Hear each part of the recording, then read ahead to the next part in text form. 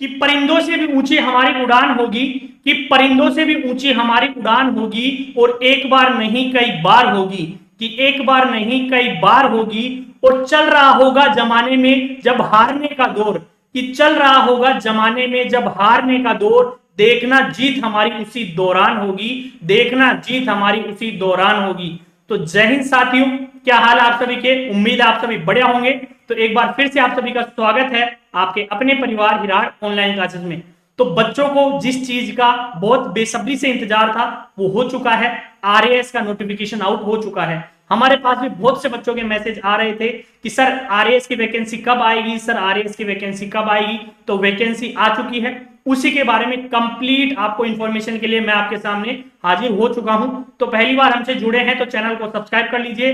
हर exam की update आपको मिलती रहेगी हमारे इस चैनल के माध्यम से, ठीक है। तो देखिए वैकेंसी आ चुकी है, अब आपको क्या करना है, तैयारी में जुट जाना है, क्योंकि एग्जाम का बिगुल बच चुका है। अब आपको क्या करना है, पूरे जोर शोर से तैयारी करनी है। देखिए वैसे तो जो आपका आरएएस का होता है एग्जाम वो 3 लेवल का होता है, यानी कि 3 उसमें क्या होते हैं, लेवल होते हैं। पहला होता है प्री, फिर होता है मेन, और लास्ट में क्या होता है, इंटरव्यू। लेकिन मैं मानता हूं कि ये 3 ना होकर 4 लेवल का होता है। पहली लेवल होती है आपका माइंडसेट, कि आपके माइंड में क्या चल रहा है, क्योंकि बहुत से बच्चे होते हैं जो सोचते हैं मैं तैयारी कर लूं तो मेरे पास टाइम कम बच रहा है। कुछ बच्चे होते हैं जो सोच तो लेते हैं कि मुझे तैयारी करनी है लेकिन स्टार्ट नहीं कर पाते। तो इस लेवल को सिर्फ वो बच्चे पार कर पाते हैं जो अपने माइंडसेट को स्ट्रॉन्ग रखते हैं कि मुझे ये करना ही है, ठीक है। तो नोटिफिकेशन की अगर बात करें तो नोटिफिकेशन में दिया हुआ है कि आयोग द्वारा कार्मिक विभाग के गैर टीएसपी क्षेत्र हेतु राजस्थान राज्य एवं अधीनस्थ सेवाएं संयुक्त प्रतियोगी परीक्षा द्वारा सीधी भर्ती नियम 1999 के अंतर्गत एवं टीएसपी क्षेत्र हेतु राजस्थान अनुसूचित क्षेत्र अधीनस्थ लिपिक वर्गीय और चतुर्थ श्रेणी सेवा नियम 2014 के अंतर्गत राजस्थान राज्य एवं अधीनस्थ सेवा संयुक्त प्रतियोगी परीक्षा 2023 के कुल 905 पद। देखिए ये इंपॉर्टेंट है, यहाँ पे कुल पद कितने आए हैं तो 905 पद हैं।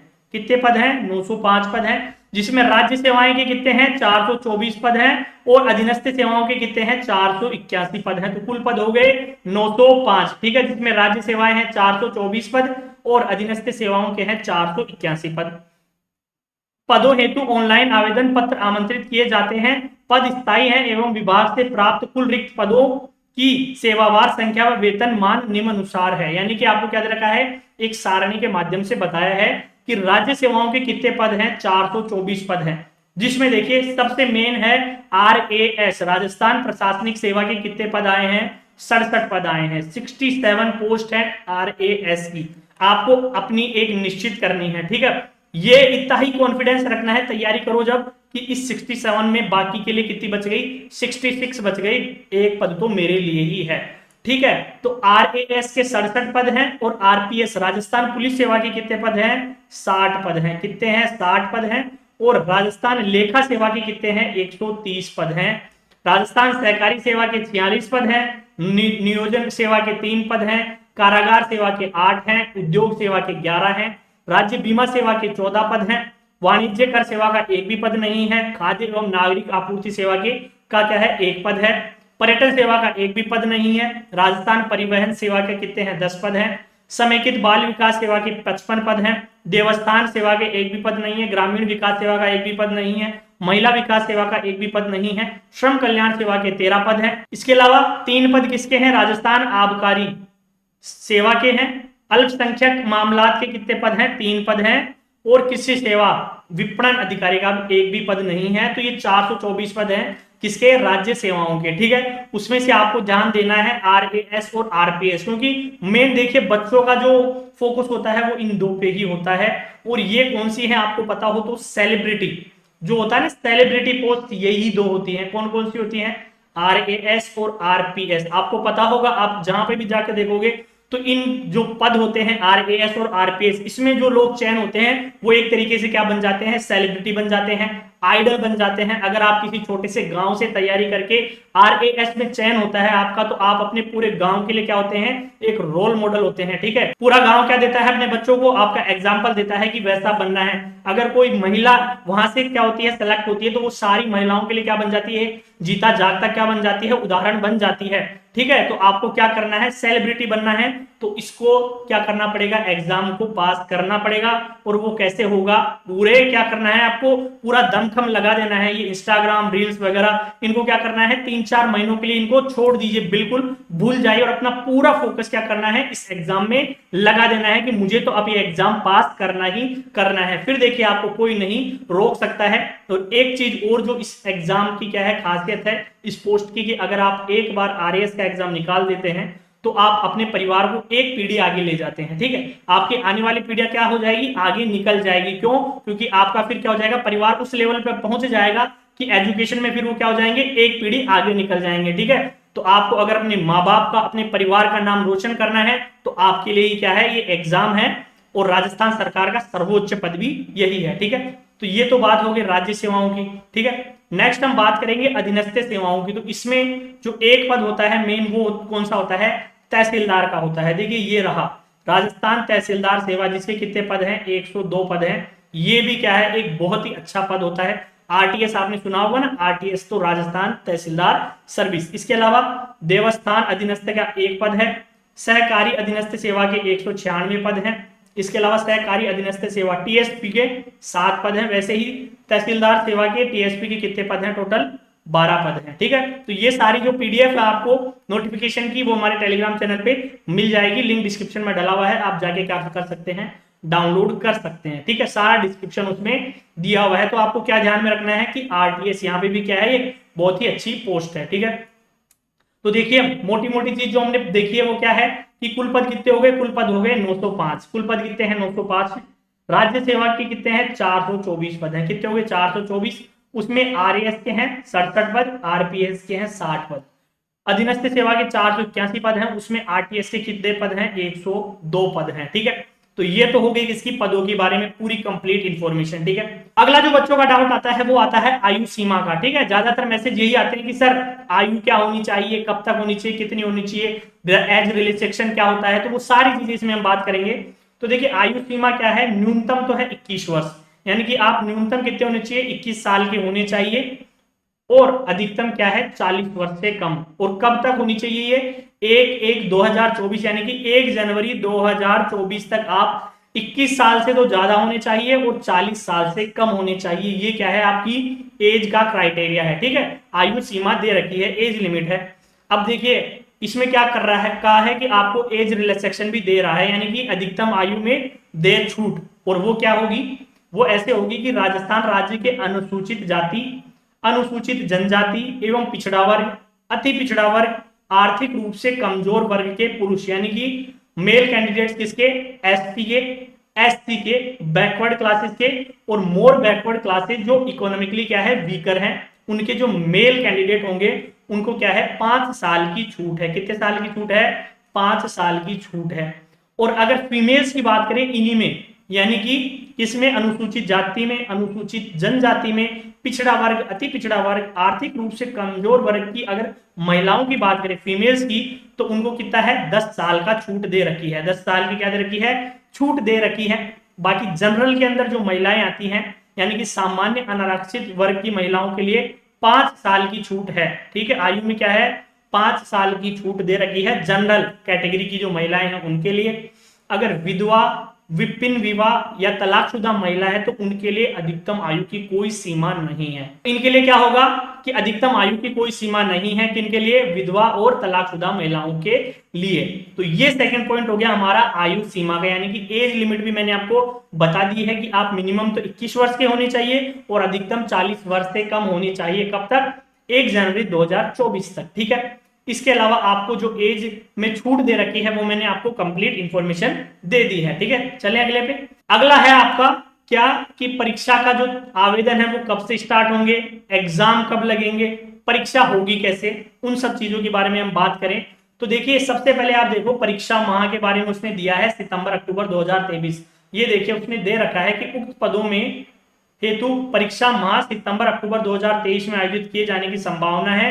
परीक्षा स्थान व तिथि के संबंध में यथा समय सूचित कर दिया जाएगा। तो मैंने आपको क्या कहा कि इसमें आपको आरपीएससी इतना टाइम नहीं देगा कि बहुत ज्यादा टाइम है। अब देखिए टाइम कितना बचा आपके पास, सितंबर अक्टूबर में क्या होंगे, एग्जाम हो जाएंगे। अभी क्या चल रहा है, जून चल रहा है, यानी कि जुलाई और अगस्त आपके पास कंप्लीट पड़ा है। और अगर आप खींच के जोड़ोगे तो सितंबर और मान लीजिए, तो जुलाई अगस्त सितंबर 3 महीने का पास क्या है आपके पास टाइम उसने दिया है, लगभग 3 महीने का आपको टाइम दे दिया। तो ज्यादा टाइम नहीं है, अगर आप पूरी मेहनत से करोगे तो 3 महीने में इसकी तैयारी कर लोगे। और तैयारी भी किस हिसाब से करनी है, देखिए आरएएस के अंदर तैयारी करना होता है तो तैयारी बच्चे करते हैं मेन एग्जाम की, ठीक है। प्री एग्जाम में तक क्यों नहीं है, इंपॉर्टेंट नहीं है, क्योंकि वो सिर्फ क्वालिफाइंग एग्जाम है, उसमें आप सिर्फ क्वालिफाई करेंगे, उसके बारे में भी बात करेंगे आगे। लेकिन इसमें क्या होता है, मेन एग्जाम को सोच के आपको तैयारी करनी पड़ती है। क्यों, क्योंकि प्री होने के बाद मेन एग्जाम में और प्री में ज्यादा टाइम वहां पे भी आपको वो नहीं देता है, ठीक है। एक फिक्स टाइम होता है, वही आपको दिया जाता है। तो आपको तैयारी इस तरीके से करनी है कि आपकी मेन एग्जाम की भी तैयारी होती रहे, ठीक है। ये नहीं कि आप सिर्फ प्री में लगे रहे 3 महीने, मेन के लिए आपने कुछ ही नहीं करा, तो फिर आपका तैयारी करने का कोई फायदा नहीं होगा, ठीक है। तो एग्जाम होगा सितंबर अक्टूबर 2023 में, जो उसने दिया है, ठीक है। परीक्षा होगी ऑनलाइन ऑफलाइन, ठीक है, वस्तुनिष्ठ रूप में प्रारंभिक परीक्षा होगी, वो क्या होगी, ऑनलाइन ऑफलाइन दोनों, ठीक है। इसके बाद हम बात करें आवेदन अवधि, यानी कि आप अप्लाई कब कर सकते हैं। तो देखिए अप्लाई के लिए 1 जुलाई 2023 से 31 जुलाई 2023 रात्रि 12 बजे तक आप अप्लाई कर सकते हैं, यानी कि 1 जुलाई 2023 से 31 जुलाई 2023 तक आप फॉर्म भर सकते हैं। और मेरी मानिए तो जितना जल्दी हो सके उतना जल्दी फॉर्म डाल दें, जिससे आपके माइंड में ये चलता रहे कि मैंने फॉर्म भर दिया है, मुझे तैयारी करनी है, ठीक है। टाइम नहीं लेना है बिल्कुल। बच्चे क्या करेंगे, 31 जुलाई तक फॉर्म डालेंगे, क्यों, पहले डालिए, जितना जल्दी हो सके उतना जल्दी आपको क्या करना है, फॉर्म इसका डाल देना है, ठीक है। तो यहाँ पे जो दो मेन इंपोर्टेंट पॉइंट थे मैंने आपको बता दिए। परीक्षा कब होगी, सितंबर अक्टूबर 2023 में, और आवेदन तिथि कब होगी, 1 जुलाई 2023 से 31 जुलाई 2023, ठीक है। चले आगे, अगला देखिए, अब आता है एग्जामिनेशन स्कीम, यानी कि एग्जाम किस तरीके से होता है। तो देखिए ये 3 स्टेज पे होता है, प्री एग्जाम, मेन एग्जाम और इंटरव्यू, ठीक है। प्री एग्जाम होता है वो 200 मार्क्स का होता है। क्या होता है प्री एग्जाम, 200 मार्क्स का होता है।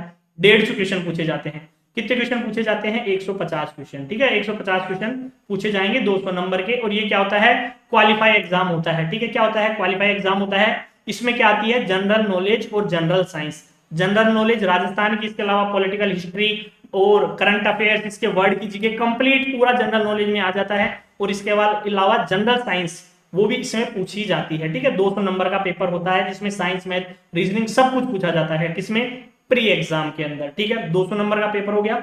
इसके लिए आपको क्या करता है, 15 गुना बच्चों को छाटा जाता है। देखिए ये इंपॉर्टेंट है, कितने गुना को, 15 गुना बच्चों को छाटा जाएगा, ठीक है। यानी कि 15 गुणाओं को पास करा जाएगा, किसके लिए, मेन एग्जाम के लिए, ठीक है। यानी कि आप जोड़ लीजिए कि लगभग कितना करा जाएगा, 15 इंटू 900 कर लीजिए, ठीक है।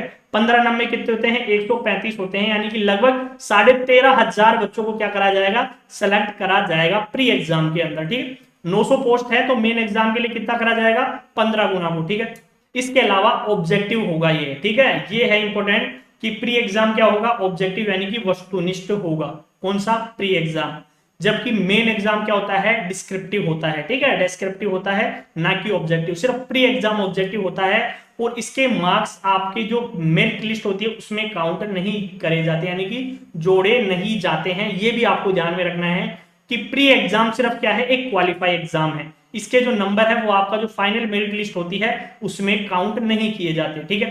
तो ये तो सारी चीजें हो गई किसकी, प्री एग्जाम की। अब हम बात करें मेन एग्जाम की, तो मेन एग्जाम के अंदर आपके 4 पेपर होते हैं। कौन, कितने पेपर होते हैं, 4 पेपर होते हैं। Paper 1, paper 2, paper 3, paper 4।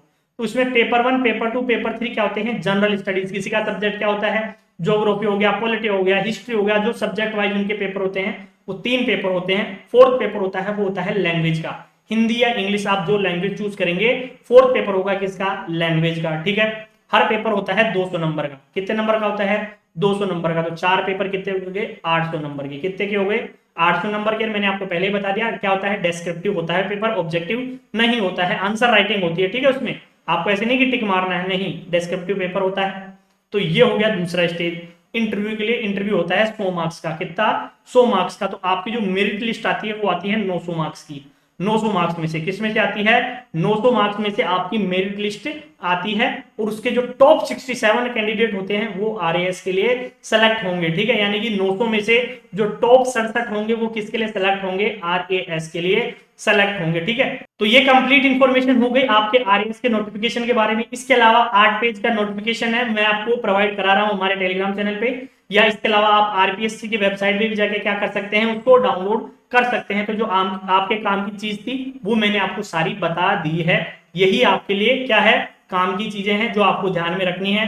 और तैयारी को क्या करना है, एक सटीक रणनीति से करनी है तैयारी। ठीक है, क्योंकि 3 महीने का टाइम कुछ ज्यादा नहीं है आपको मेन एग्जाम का। मैं फिर से बोल रहा हूं कि जो मेन एग्जाम है इसको सोच के आपको तैयारी करनी है। किसको? मेन एग्जाम को सोच के। क्यों? क्योंकि प्री एग्जाम क्या है, एक क्वालिफाइंग एग्जाम है।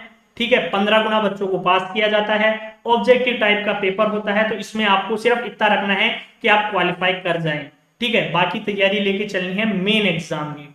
ठीक है, तो ये सारी कंप्लीट इंफॉर्मेशन थी। उम्मीद है वीडियो आपको पसंद आया होगा।